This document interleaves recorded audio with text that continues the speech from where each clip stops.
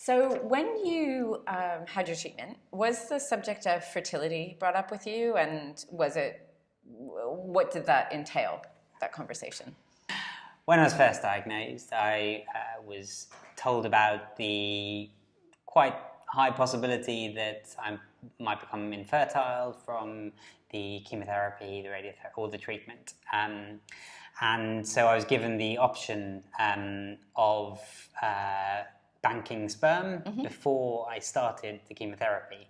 So the doctor said we can start the steroid treatment because that's not going to affect your fertility, but it will start attacking the leukemia.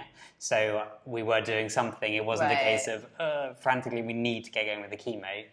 So I had 4 or 5 days maybe of just steroids while I made a couple of trips to Hammersmith Hospital. So I came up with a great euphemism later, which was, I'm just going to Hammersmith, which meant I didn't have to explain things in too much detail. Right. But for me, that was really important, but a huge thing to have to think about. Yeah. So I suppose At 23. At 23, exactly. Yeah. I'd always felt, oh yeah, I'd love to be a dad one day. In fact, it was probably the most concrete ambition I had was probably, I'd love to have a family. I'd really love to be a father. But I wasn't expecting at 23 to kind of potentially be doing my part of creating children to become a father. So that was, certainly a big surprise and a shock, but I was glad that I had the opportunity to put something in the bank, potentially for the future.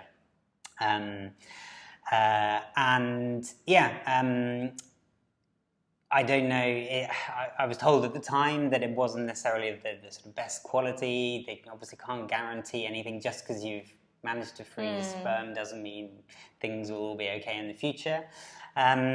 So after I finished my first lot of treatment and I was getting better, I was a survivor, I got the 5 years and things, and we were starting to wonder, maybe we want to start thinking about having a family.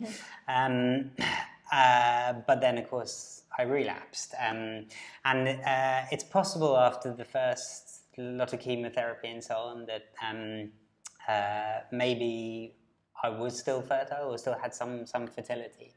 But I think the transplant definitely knocked that out. And I was even more grateful then that I had that opportunity as a 23-year-old to put some sperm in the bank that was still there, and so that's still an option, which is great. It again, as with so many things, when you get cancer, it means that if we do want to have a family, if we do try to have a family, we'll have to do it in a different way to the way that we probably would have expected when we were 18. But it's different. You adapt to the circumstances. And I think it's an interesting topic for a man, because a lot gets... there's a lot of talk about fertility issues for women, and understandably, because it's the woman who carries the baby, and there are sort of different complications, obviously. But I think it's important to remember that for a man as well, it's a big issue too. Knowing that you might still or might not, after all, be able to sort of father a child yourself is a huge thing.